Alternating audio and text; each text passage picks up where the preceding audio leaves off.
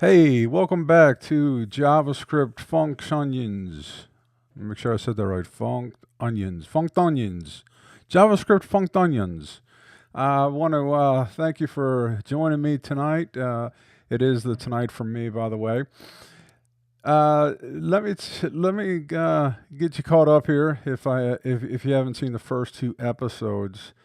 Right now, we're in a point to where we're kind of just dissecting the onion, peeling slowly but surely different parts of it, and I really wanted to get deep down into the whole grammatical aspects of how JavaScript engine does the peeling apart of the onions. But I didn't want to get there just yet because I really wanted to really look at different ways that functions have those multiple personalities that I was talking about.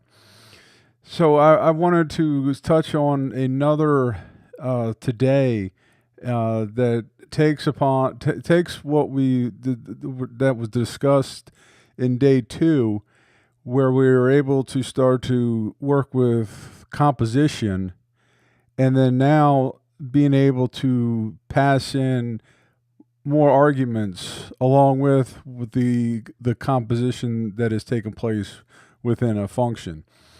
As you'll see here, I've got the three functions, the add and the multiply I've been using since day one. In introducing a function that is identified as curry. And the whole concept of this is that curry takes in a function and an argument, and then it's going to return a function that is going to be passed in an argument that will then return the function with both of the arguments passed in. Now, it's a pretty interesting concept because you'll see down here on line 15 is that we're actually introducing a variable add3. And here we're executing curry, and we are passing in the add function and then the value 3. And so we're going to see how this operates, but what we're going to do is we're going to get a really good understanding. I hate to say really good if I'm not good at teaching this or even understanding myself. Anyways, to see what it is that is happening between line 15 and line 16 and the final result we get, and try to make sense of it, because as I'm trying to learn more about composition and the whole aspect of being able to have functions that are lazy or lazy or eager, is quite interesting for me. So let's go ahead and just jump in here. On the right hand side, I changed this. It said object, and what it really is it's our global memory. And so I wanted to just show at this point right here, as the JavaScript engine has gone ahead and has started to go line by line, because it is single threaded, we'll continue to harp on that, is that at this point in time in our global frame, we have these identifiers, the add function, the multiply, the curry, and add3. And the add, multiply, and curry functions actually are the whole declared function, storing the whole thing in global memory. And at this point in time, because we have not executed line 15, add3, it has been taken, and the JavaScript engine has put it in to it's in the global, but it's undefined right now. Nothing has happened. We haven't executed anything. So let's go ahead and just take a step forward here.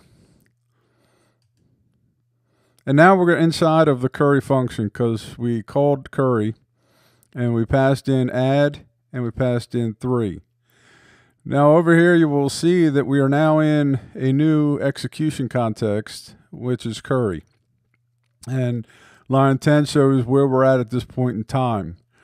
Now we have the parameters fn and we have x, which we are knowing hopefully now at this point, if you followed the last couple days, are really considered to be placeholders. And so when we actually do jump inside of the function, is that we're passing in add and then the number 3.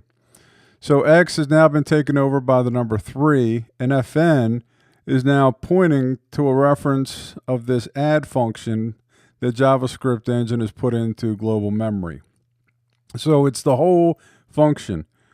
So we could really think about this as really just being now fn being, inside of curry, this whole function add xy, return x plus y, and then x is now 3 when we are actually to put x, the placeholder, with the number 3.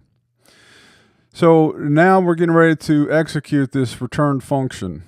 So if we go to our next step here, we're now going to see that we have returned.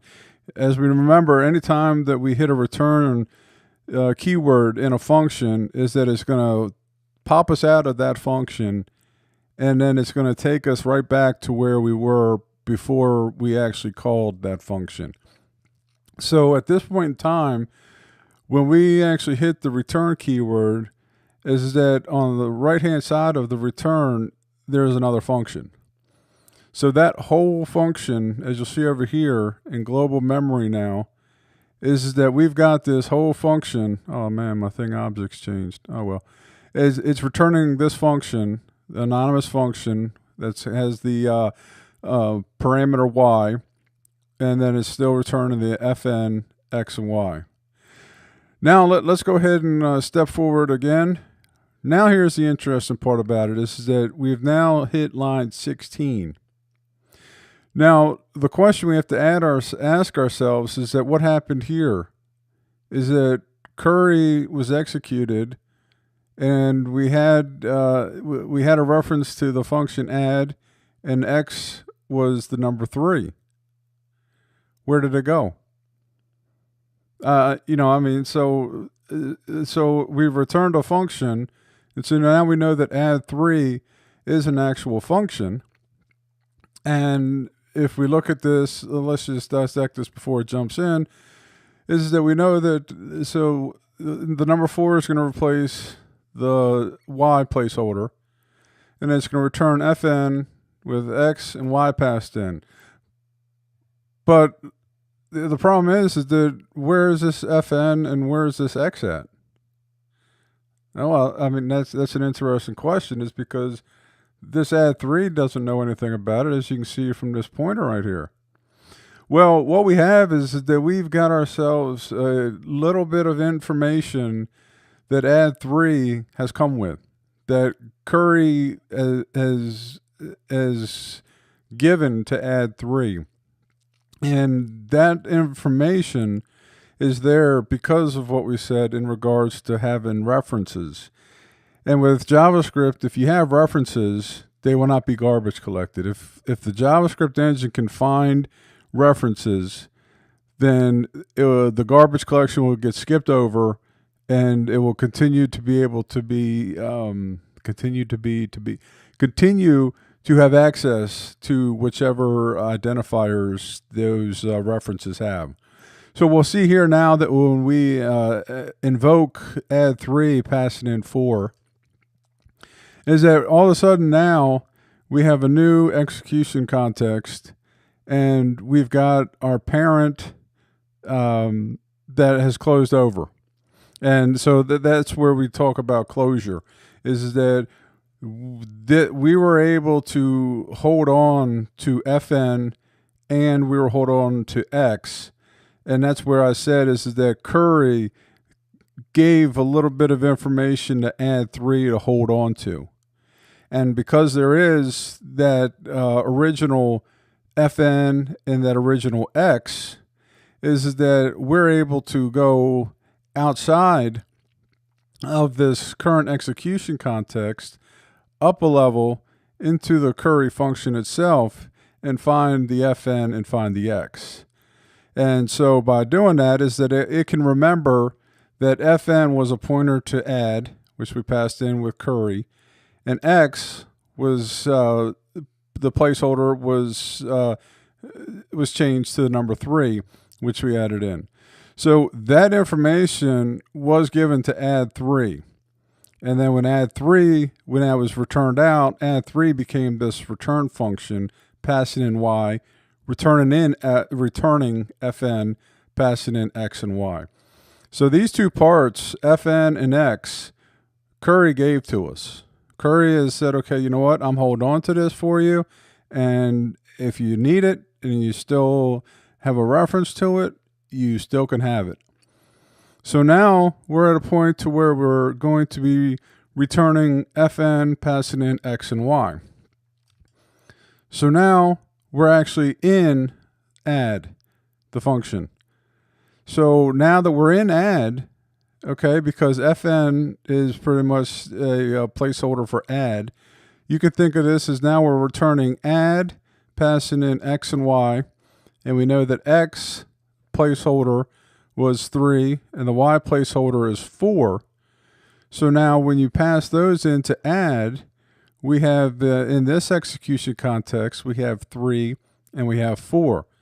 So now we're going to be returning 3 plus 4, and that is going to give us our return value, which is 7. So what you're seeing here is you're seeing the scoping of the child and the parent, and being able to hold on to information. And so the closing over of that information, which Curry is doing here for this inner function, is the ability to hand down references. And if you have a reference, then it's not going to get garbage collected, and it's going to be able to go back up into a parent and see if that's if that placeholder, if that variable, if that identifier is there. And if it is, then it's going to see what the value is for it, and then it's going to hand it back down to you. So that is what happened here with 15 and 16 on the lines, is that Curry, when that was called, when that was executed, so it passed in for the function, the add, and the number 3, and then when it hit the return, it returned this whole function. But when it returned that whole function back to add 3, is that it also carried on to it the fn and the x. So we got that from Curry. We didn't get it from our own inner execution context, but we're still able to hold on to it because of the reference. And so when we then went to execute add 3, passing in 4 took over the place of y.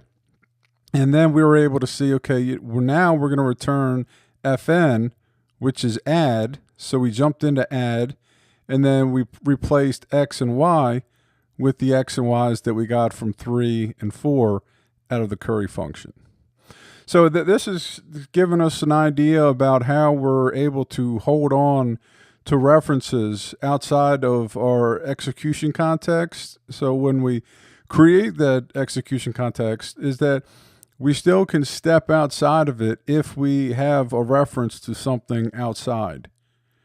And if we do have that, then we're closed over and we're able to continue to use that. Even, you see, this Curry was called. Remember, we returned this whole function. When we returned out of it, Curry said bye-bye. Like over here, you don't see Curry anymore. We have the add, we've got a parent, and then we've got the global. But even when it said bye-bye, it said add 3. I'm going to hand this over to you. Take good care of it. And when it handed it over to it, then all of a sudden add 3 knew about add, and it knew about the number 3. And so then when we went inside, we were able to see from this execution context is that we still had a handle on 3 for x. We still had a reference for the fn, which pointed to the add. And then when we got inside of the add for the function, for the fn, is that then all of a sudden we did have the values for the placeholders x and y, and we were able to multiply them together. If we want to, we can go back and let's hold off on that. I want to show you this is going to be the first part of the composability that I want to really dissect, because that's an important personality of function. And that is that if we were to have another function that could compose the same type of the block, this return function that returns the function passing in arguments, is that if we would have different ways that we could call it.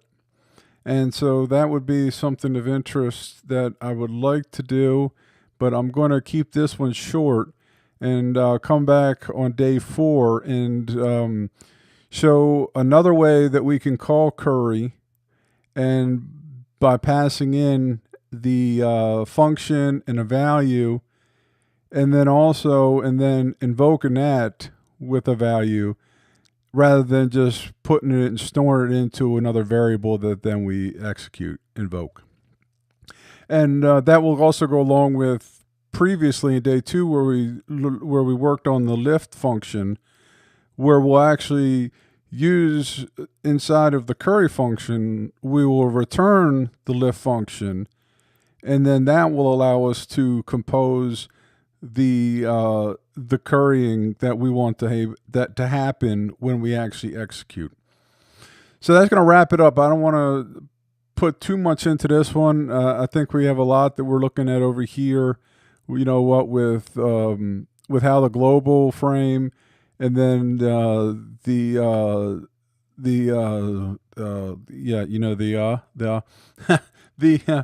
oh my goodness gracious, the anonymous execution context, and then the actual add execution context, how it all was able to reference and hold on to values as we continued to execute and invoke these functions. So that's just something to take away, is that we're able to hold on to values even if they aren't in our execution context, simply by being able to look up into a parent scope and seeing if there is something that is there that we're able to hold on to and pass down into the child, into the current execution context. So I'm going to go ahead and stop it there and get back to, on day 4, introducing another way to be able to call curry, and also to be able to use that lift function that we created on day 2 to actually return from the curry function itself. So let's stop at that, and I appreciate your time.